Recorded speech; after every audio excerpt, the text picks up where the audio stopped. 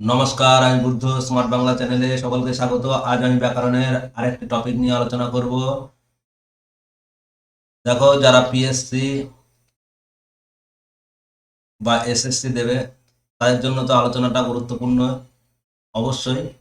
আর যারা মাধ্যমিক পরীক্ষা দেবে তাদের জন্য আলোচনাটা গুরুত্বপূর্ণ। দেখো, তাদের তো ব্যাকরণে কারক সমাস এগুলো থাকেই। আমি কারকের পার্ট নিয়ে আলোচনা করছি, আজ পার্ট 3। এর আগে দুটো ক্লাস দেওয়া আছে কারক থেকে, যারা দেখোনি তারা দেখে নাও। ডিসক্রিপশনে বা কমেন্ট সেকশনে আমি লিঙ্কগুলো পিন করে রাখবো। চলো শুরু করি। পঞ্চস্বরে দগ্ধ করেছে একই সন্ন্যাসী। কোন কারকের উদাহরণ? দেখো, পঞ্চস্বরে দগ্ধ করেছে একই সন্ন্যাসী, এটা করণ কারক, কর্মকারক, কর্তৃকারক, অবদান কারক। দেখো এইখানে এটা কর্মকারকের উদাহরণ হবে। কেন? যারা ভাবছো করণ কারক তাদের উত্তরটা ভুল হয়ে গেছে। পঞ্চস্বরের দ্বারা হবে না। পঞ্চস্বরে মানে পঞ্চস্বর মানে কি জানো? কামদেব বা মদনদেব। ঠিক আছে? তা এই কামদেবকে দগ্ধ করেছে, মানে কামদেবকে দগ্ধ করেছে একই সন্ন্যাসী। হ্যাঁ, সেই জন্য এটা কাকে দগ্ধ করেছে? কামদেবকে হবে। এখানে মদন দেবী সকলকে দগ্ধ করে, কিন্তু মদন দেবকে এখানে দগ্ধ করার কথা বলা আছে, এই জন্য এটা কর্মকারক। আর তোমাদের ওই যে একটা চৈতন্য চরিতামৃতের একটা লাইন আছে, আত্মেন্দ্রিয় প্রীতি ইচ্ছা তারে বলে কাম, কৃষ্ণেন্দ্রিয় প্রীতি ইচ্ছা ধরে প্রেম নাম। তাই মদনদেব নিজেই নিজেকে দগ্ধ করেছে, সেই জন্য এটা কর্মকারকে এই বিভক্তি, অ্যাকচুয়ালি এটা তির্যক বিভক্তির ব্যবহার করা আছে। নেক্সট দেখো, কর্মকারক কাকে বলে? কর্তা যাকে আশ্রয় করে ক্রিয়া সম্পাদনা করে তাকে বলে। কর্মকে অবলম্বন করিয়াই ক্রিয়া পূর্ণতা পায়, তাকে কর্মকারক বলে। ক্রিয়াটিকে কি বা কাকে দিয়ে প্রশ্ন করলে যে উত্তর পাওয়া যায় তাকে কর্মকারক বলে। না, সবগুলোই ঠিক। দেখো, এখানে কর্তাকে আশ্রয় করেই ক্রিয়া সম্পাদনা করে, কর্মকে অবলম্বন করিয়াই ক্রিয়া পূর্ণতা পায়, এটাও ঠিক। ক্রিয়াকে কি বা কাকে দিয়ে প্রশ্ন করলে যে উত্তর পাওয়া যায়, এটাও তো ঠিক। তাই এটা সবগুলোই সঠিক হবে। নেক্সট দেখো, কাছারিতে কত সেলামি দিলেন? কোন কারকের উদাহরণ? এটা কাছারিতে হবে। ওই অধিকরণ কারক, কর্তৃকারক, কর্মকারক, অপাদান কারক। এটাও কর্মকারকেরই উদাহরণ। কেন? কাছারিতে মানে, কাছারি বলতে ট্রেজারি। ট্রেজারিতে কত সেলামি দিলেন? ঠিক আছে, এই ট্রেজারি একজন ব্যক্তিকে বোঝায়। তাই ট্রেজারিকে বা কাছারিকে কত সেলামি দিলেন সেটাই জানতে দেওয়া হয়েছে। তাই এখানে কর্মকারক হবে, কাকে সেলামি দিলেন। এটাও তির্যক বিভক্তির ব্যবহার আছে।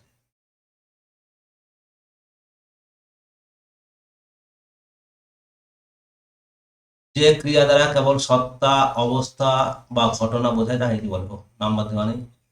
ঠিক আছে, দেখো, অকর্মিকা ক্রিয়া, সকর্মিকা ক্রিয়া,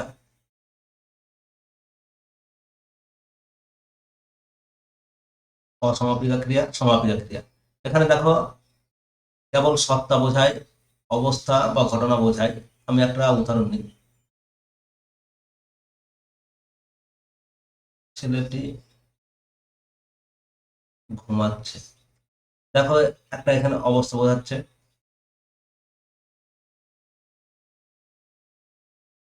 এখানে কি নেই?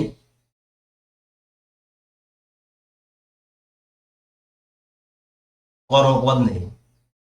তাই যদি বাক্যে কর্মপদ না থাকে তাকে কি বলে? অকর্মিকা ক্রিয়া। নেক্সট দেখো, দ্বিকর্মিকা ক্রিয়া কোন কারকে দেখা যায়? উদ্দেশ্য কর্ম ও বিধেয় কর্মে, সমধাতুজ কর্মে, মুখ্য কর্ম ও গৌণ কর্মে, সবগুলোতে। দেখো, দ্বিকর্মিকা ক্রিয়া আমরা দেখতে পাই উদ্দেশ্য বিধেয় কর্মে, এটা হবে না কিন্তু, এটা মুখ্য ও গৌণ কর্মে দেখি। ওই যেমন শিক্ষক মহাশয় ছাত্রদের ব্যাকরণ পড়াচ্ছেন, এই ছাত্রদের আর ব্যাকরণ দুটো ক্রিয়া যদি বাক্যে থাকে তাকে বলা হয় দ্বিকর্মিকা ক্রিয়া।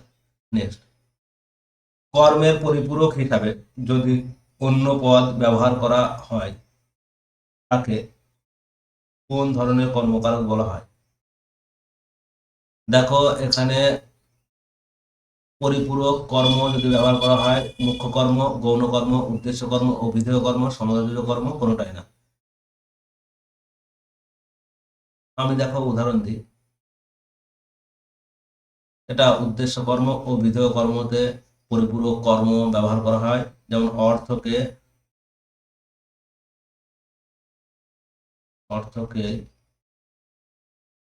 লোকে পরমার্থ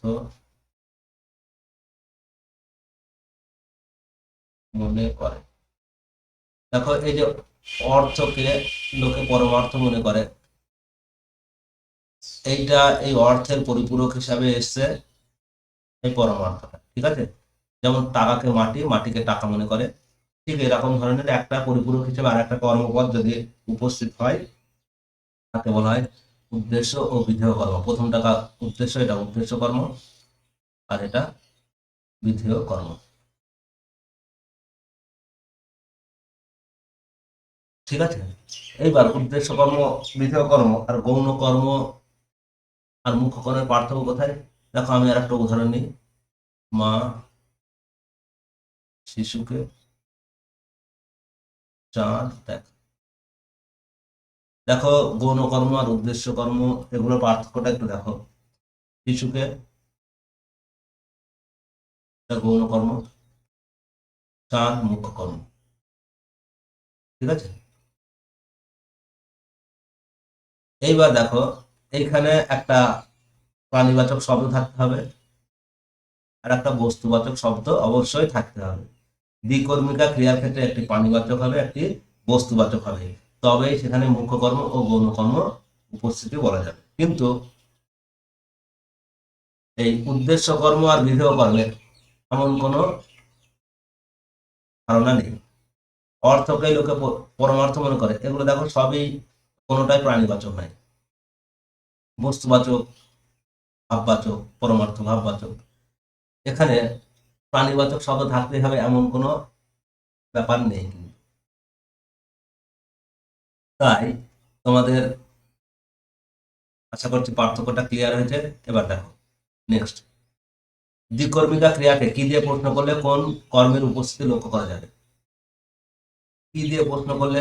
এখানেই দেখো না তোমরা, এগুলো নিজেই করতে পারবে। দেখাই ক্রিয়া, একে কি দিয়ে প্রশ্ন করো, কি দেখাই? চাঁদ, এটা মুখ্য কর্ম। আর কাকে দেখাই? শিশুকে, কাকে দিয়ে প্রশ্ন করলে গৌণ কর্ম। এগুলো নিজেরাই তোমরা যারা একটু জানো তারা করতে পারবে। নেক্সট, তাহলে এটা কি দিয়ে প্রশ্ন করলে মুখ্য কর্ম।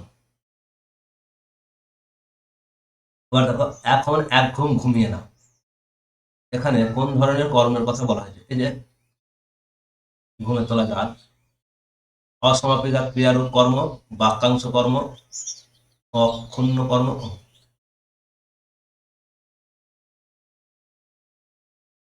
দেখো এখানে প্রিন্টিং এ খুব গন্ডগোল আছে, টাইপিং এ। এটা এটা হবে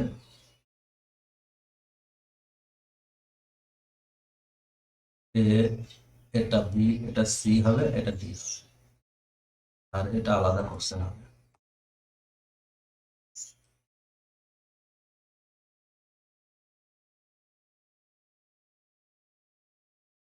ঠিক আছে, দেখো একটু কষ্ট করে বোঝো। এই যে ঘুম, এটা বাক্যাংশ কর্ম, অক্ষুণ্ণ কর্ম, ধাত্মর্থক কর্ম। দেখো এটার মধ্যে কি আছে? এই যে ঘুমিয়ে, এই শব্দটার মধ্যে কি আছে? ঘুম ধাতু আছে, আর এই ঘুমের মধ্যেও ঘুম ধাতু আছে। তাই যদি যে এই ক্রিয়াপদটি যে ধাতু থেকে উৎপন্ন বা নিষ্পন্ন, সেই ধাতু থেকে নিষ্পন্ন বিশেষ্য পদ যদি বাক্যের কর্ম হয় তাকে বলা হয় সমধাতুজ কর্ম। বোঝা গেল? সহজ কথায় যদি সমধাতুজ কর্ম বলা হয়, ক্রিয়াপদটা যে ধাতু ধাতু থেকে আসবে, কর্মপদটা যদি সেই ধাতু থেকে নিষ্পন্ন হয় তাকে বলা হয় সমধাতুজ কর্ম। তাই এটাকে বলা হয় ধাতুক কর্ম, মানে ধাতু আছে এই পদটার মধ্যে, এটার মধ্যে আছে, এটার মধ্যে আছে। নেক্সট দেখো, মরিতে চাহি না আমি সুন্দর ভুবনে। এখানে প্রিন্টিং মিস্টেক আছে, হ্যাঁ একটু কষ্ট করে বোঝো। একটা অপশন বাদ দাও। মরিতে, এটা তলায় দাগ হয়, মরিতে চাহি না আমি সুন্দর ভুবনে। এখানে কোন কর্মের প্রাধান্য, এখানে কোন কর্মের প্রাধান্য? দেখো, মরিতে চাহি না আমি সুন্দর ভুবনে, এখানে মুখ্য কর্মের প্রাধান্য, গৌণ কর্মের প্রাধান্য, না উদ্দেশ্য কর্ম, না অসমাপিকা ক্রিয়ারূপ কর্ম? দেখো এখানে এই যে মরিতে চাহি না, এটা অসমাপিকা ক্রিয়ারূপ কর্ম। কারণ কি, এই মরিতে শব্দটা অসমাপিকা ক্রিয়া থেকে এসছে। তাহলে কি চাই না, মরিতে চাই না, তাই এটা অসমাপিকা ক্রিয়ারূপ চাই না। যেমন বাঁচতে হবে বাঁচার মতো, বাঁচতে হবে বাঁচার মতো, ঠিক আছে? তাহলে কি করতে হবে, বাঁচতে হবে। এই বাঁচতে শব্দটা অসমাপিকা ক্রিয়ারূপ কর্ম। নেক্সট, কর্মকারকে কোন কর্মে বিভক্তি যুক্ত থাকে? কর্মকারকে কোন কর্মে বিভক্তি যুক্ত থাকে? গৌণ কর্মে, উদ্দেশ্য কর্মে, মুখ্য কর্মে ও বিধেয় কর্মে, গৌণ কর্ম ও উদ্দেশ্য কর্মে। দেখো আমি একটা উদাহরণ দিই, তাহলে তোমরা নিজেরাই বুঝতে পারবে। মা শিশুকে চাঁদ দেখায়। দেখো আমি সহজ উদাহরণ বারবার নিচ্ছি, কারণ তোমাদের যাতে বুঝতে সুবিধা হয়। আর অর্থকে লোকে পরমার্থ মনে করে। এইবার এই উদাহরণ দুটো দেখো, কোন কর্মে বিভক্তি যুক্ত থাকে, তাই তো? অ্যাকচুয়ালি বিভক্তি তো দুটোতেই থাকে, কিন্তু এখানে একটু হয়তো কোন কর্মে, আমি একটু স্পেসিফিক করে বলি, কে বিভক্তি যুক্ত থাকে, এটার মানে এটা, ঠিক আছে? তো এবার দেখো, শিশুকে তলায় কে বিভক্তি যুক্ত আছে, আর অর্থকের সঙ্গে কে বিভক্তি যুক্ত আছে। এইবার তোমরা যদি এই শিশুকেটা কোন কর্ম বোঝো আর অর্থকেটা কোন কর্ম বোঝো, তাহলে এটা সহজেই উত্তর করতে পারবে। দেখো আমি একটু আগে এই উদাহরণগুলোই দিয়েছিলাম। এই যে অর্থকে লোকে পরমার্থ মনে করে, এটা উদ্দেশ্য কর্ম, আর এটা গৌণ কর্ম। তাহলে কোন কর্মে, গৌণ কর্ম ও উদ্দেশ্য কর্ম। এবার দেখো, কোকিলের মিষ্টি সুরে কুহু কুহু ডাকা আমি বড় ভালোবাসি, উল্লেখিত অংশটি কোন কর্মের উদাহরণ? বাক্যাংশ কর্ম, উপবাক্যীয় কর্ম, অক্ষণ্য কর্ম, উচ্চ কর্ম। দেখো কোকিলের মিষ্টি সুরে কুহু কুহু ডাকা, এটা বাক্যাংশ কর্মের উদাহরণ। কারণ কি, কোনো বাক্যের অংশকে যদি কর্মপদ হিসাবে ব্যবহার করা হয়, তাকে বলা হয় বাক্যাংশ কর্ম। এইটা, এই যে কুহু কুহু ডাকা, টোটালটাই কিন্তু আমি কি ভালোবাসি, কোকিলের মিষ্টি সুরে কুহু কুহু ডাকা। এখানে কিন্তু বাক্যাংশ কর্তা যে আছে না একটা কর্তৃকারকে, সেইটার পার্থক্য যদি দেখতে হয় বাক্যাংশ কর্মের সঙ্গে বাক্যাংশ কর্তার, ওটা প্রথম পাঠে আমি কর্তৃকারকের যে পাঠটাতে আলোচনা করেছি সেখানে আছে, তোমরা চাইলে দেখে নিতে পারো।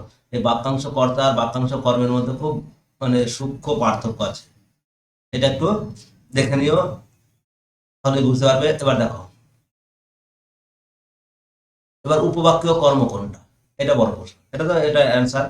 উপবাক্যীয় কর্মে কিন্তু এই যে এটা বিশেষ্য পদ হিসেবে ব্যবহার হয়েছে, কিন্তু উপবাক্যীয় কর্মে পুরো এই যে চিহ্নিত অংশটুকু একটা বাক্য হিসেবে ব্যবহার। আমি এখনই বলছি না, নিচে তোমরা দেখো, সেখানে উপবাক্যীয় কর্মের উদাহরণ আছে, তোমরা বুঝতে পারবে। জটিল বাক্যের উপস্থিতি কোন কর্মকারকে দেখা যায়? দেখো জটিল বাক্যের উপস্থিতি বাক্যাংশ কর্মে, সমাধানজ কর্মে, অসমাপিকা ক্রিয়ারূপ কর্মে, উপবাক্যীয় কর্মে। এটার সঠিক অ্যান্সার উপবাক্যীয় কর্মে হবে। এবার উদাহরণটা দেখে আছে,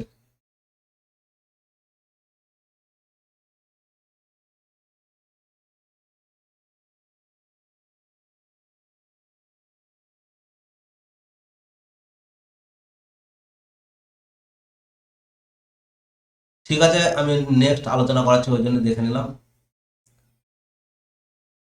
এবার দেখো, উপবাক্য কর্মে কোন বাক্যের ব্যবহার লক্ষ্য করা যায়? সরল বাক্য, জটিল বাক্য, যোগী বাক্য। এটা তো বলে দিলাম, এটা জটিল বাক্য হবে। অক্ষুণ্ণ কর্মে কোন বাচ্যের ব্যবহার লক্ষ্য করা যায়? দেখো, এটা অক্ষুণ্ণ কর্ম আগে কাকে বলে দেখো, তাহলে সঠিক অ্যান্সারটা বুঝতে হবে। সংজ্ঞাতেই বলা আছে, যদি কর্তৃবাচ্যের যে দুটো কর্ম থাকে, সেটা যদি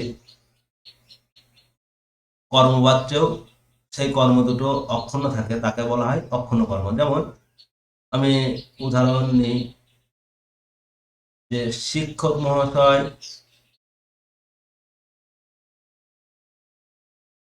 শিক্ষক মহাশয়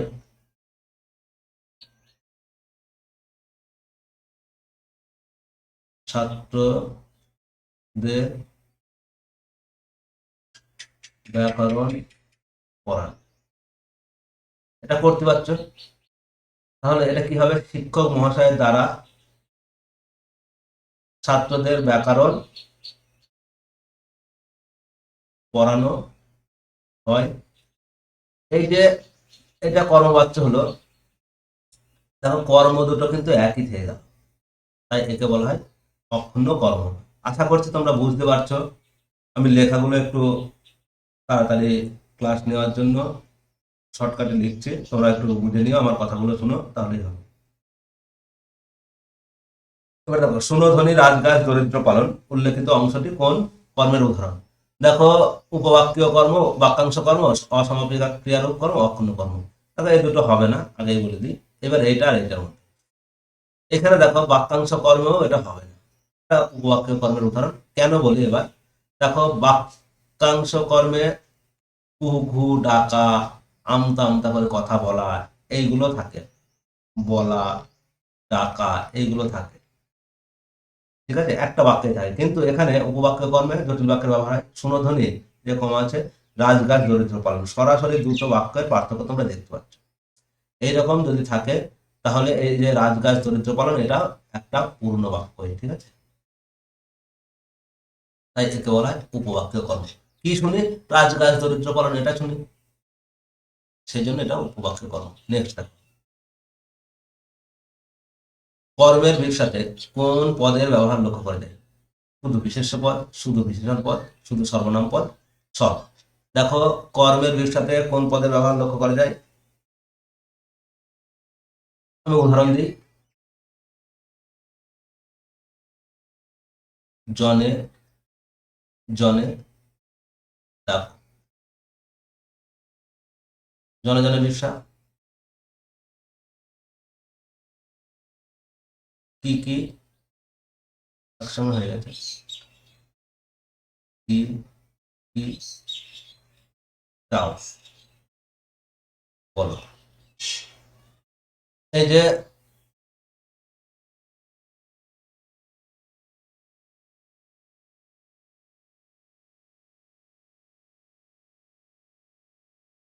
যা যা বললাম,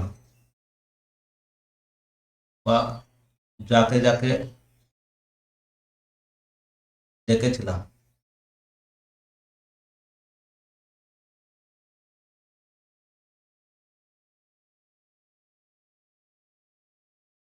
তারপর যা যা বললাম, যাকে যাকে ডেকেছিলাম, এই যাকে যাকে এটা সর্বনাম পদ, যা যা এটাও সর্বনাম পদ। এই কি কি চাও, দেখো কি কি এটা কিন্তু সর্বনামও হয়, আর কয় হস্যি দিলে কি, সেটা অব্যয় পদ। যদি পার্থক্যটা বুঝতে চাও, আমার দেখো কি আর কি এর মধ্যে পার্থক্য একটা ভিডিওতে করা আছে, তোমরা দেখে নিতে পারো, অনেক পুরাতন ভিডিও, প্লে লিস্টে পেয়ে যাবে। নেক্সট দেখো, এই যে কি কি চাও, এটা সর্বনাম পদ, কিন্তু এখানে বিশেষণ হিসাবে ব্যবহার হয়েছে, চাও এর বিশেষণ। কি চাও, কি কি চাও, এগুলো সব বিশেষণ পদ হিসেবে ব্যবহার হয়েছে। দেখো, অনেক সময় অনেক পদ অনেক রকম ভাবে ব্যবহার হয়, আমরা সেগুলোকে কি বলি? বর্গান্তর। বুঝতে পারলেন না তো? এটা বলো।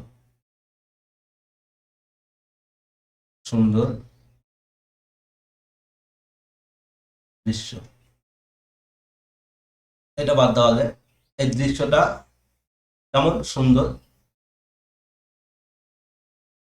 এইবার কি সুন্দর দৃশ্য, তাহলে এটার বিশেষণ এটা, কি সুন্দর, তারপরে সুন্দর দৃশ্য এটা, এইটা বিশেষ্য পদ, এইটার বিশেষণ এটা, এটার বিশেষণ এটা, তাহলে কি বিশেষণ হিসেবে ব্যবহার হয়েছে? অবশ্যই হয়েছে। যদি বলতো কি সুন্দর, তাহলে এই যে সুন্দরের বিশেষণ কি, তাই কি কি চাও, এই চাওয়ের বিশেষণ কি কি, তাহলে এটা কি হবে? জনে জনে ডাকো, এটা বিপসা, এটাও বিপসা, এটাও বিপসা, তার মানে সব পদেরই বিপসা হয়। নেক্সট দেখো, কর্ম কর্তৃবাচ্যের কর্তা কাকে বলে?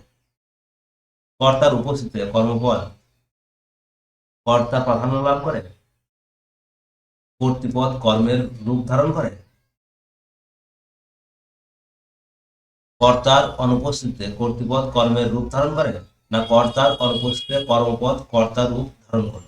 দেখো এখানে ভালো করে বোঝো, কর্তার উপস্থিতিতে কর্মপদ, এইটা দেখে কিন্তু করে দিও না, আগে এইটা লক্ষ্য করো, এই যে উপস্থিতিতে করেছে, তার মানে এটা হবে না, কারণ কর্তা যদি উপস্থিত থাকে তাহলে কর্মপদ আর কর্তার প্রাধান্য লাভ কেন করবে? তাই এটা কিন্তু ঠিক নয়। কর্তৃপদ কর্মের রূপ ধারণ করে, এটা কর্তৃপদ কেন, কর্তৃপদ কর্মের রূপ ধারণ করলে কর্মকর্তৃ বাচ্চার কর্তা হয় না। এটা অ্যাকচুয়ালি কর্তৃকারকের বিষয়, আমি এখানে চলে এসছে। ঠিক আছে চলো, কর্তার অনুপস্থিতিতে কর্তৃপদ কর্মের রূপ ধারণ করলে, দেখো কর্তার অনুপস্থিতিতে কর্তৃপদ, কর্তৃপদ তো কর্মের রূপ ধারণ করে না, এটাও ভুল। কর্মপদ এই দেখো, কর্তার অনুপস্থিতিতে কর্মপদটি কর্তার রূপ ধারণ করে, এই রকমই কিন্তু ঘুরিয়ে ফিরিয়ে তোমাদের কোশ্চেন থাকবে।